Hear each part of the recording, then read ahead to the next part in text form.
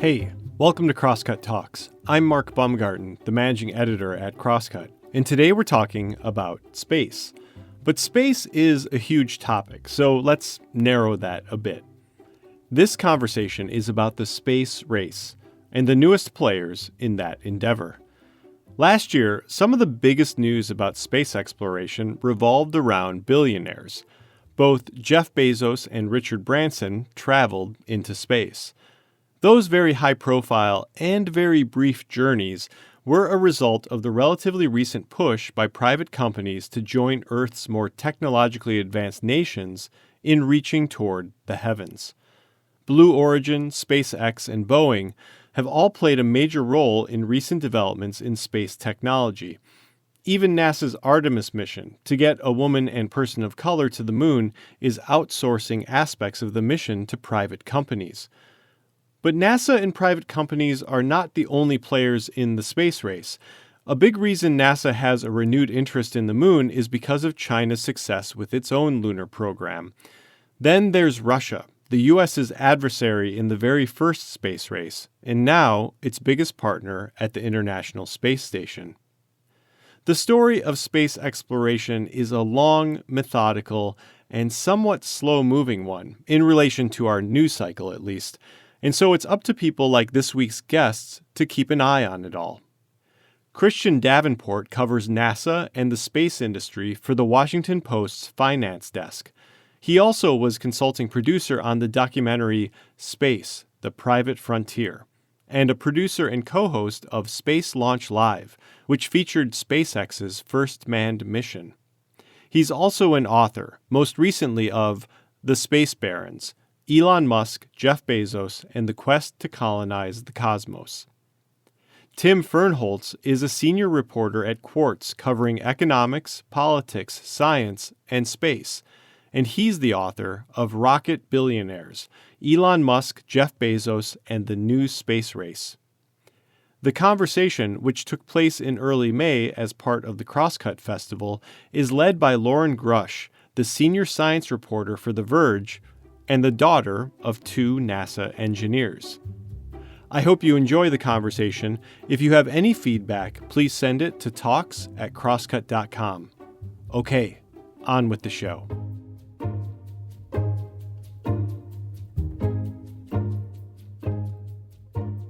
Christian and Tim, welcome. Thanks for having us. So this is just going to be a fun discussion. We are I feel like whenever we are reporting, we'll constantly run into each other at various news events, which I feel like mini high school reunions for the space reporters who cover this stuff. So this will just be like us chatting at one of those events. But well, I'll start off with giving some background of probably one of the major through lines of our coverage in recent years. So leading up to maybe a few years ago, I would say our biggest project that we were covering at NASA was the Commercial Crew Program, which was the agency's initiative to get private companies like SpaceX and Boeing to create spacecraft to ferry astronauts to and from the International Space Station. But now that those flights have become more and more routine, knock on wood, of course, and hopefully everything stays safe, we're now transitioning to NASA's much bigger project, which is the Artemis program. And that is NASA's new initiative to send people back to the moon, specifically the first woman and the first person of color to the lunar surface. And so that is something that we will probably be focused on for the next decade or so. And so let's start off with kind of a pretty simple question.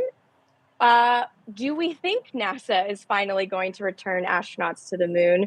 You know, this is one of many times that we have tried. And what are the biggest milestones that you guys are keeping an eye on as the program moves forward? So maybe Tim, if you want to start us off.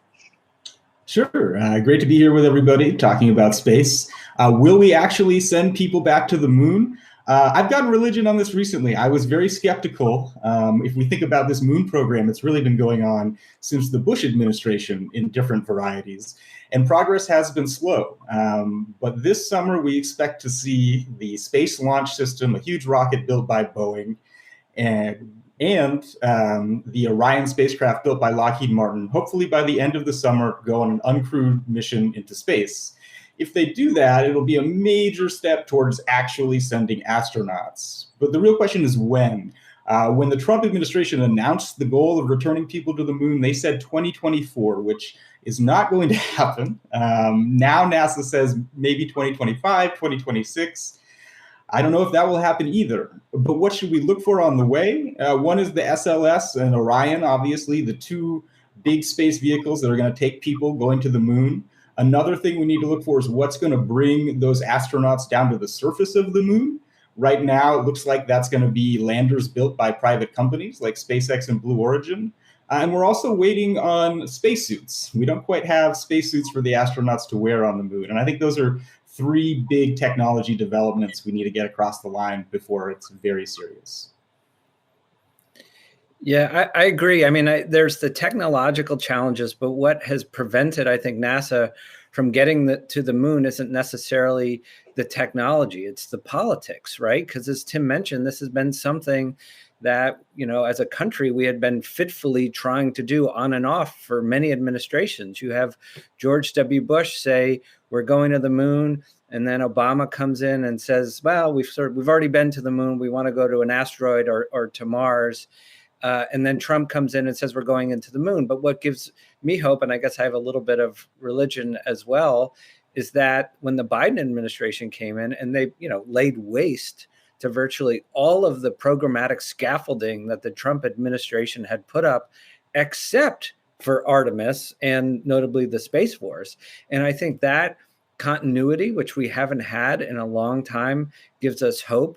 The fact that we would send a woman and a person of color, I think, helps build a political constituency and helps the American public go along with it as well. So those technological challenges that Tim laid out are key, and those are significant hurdles. But it seems like, at least initially, the politics is starting to come along, which we haven't seen.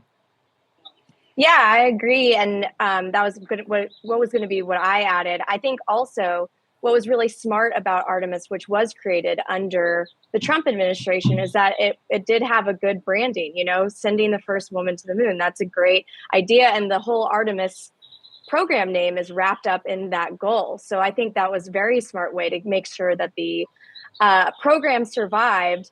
I'll say one of the milestones that I'm looking forward to, or not looking forward to, but what I want to see along with the technology that Tim mentioned, is also more of a purpose for what we will actually be doing on the moon. I believe I saw something recently.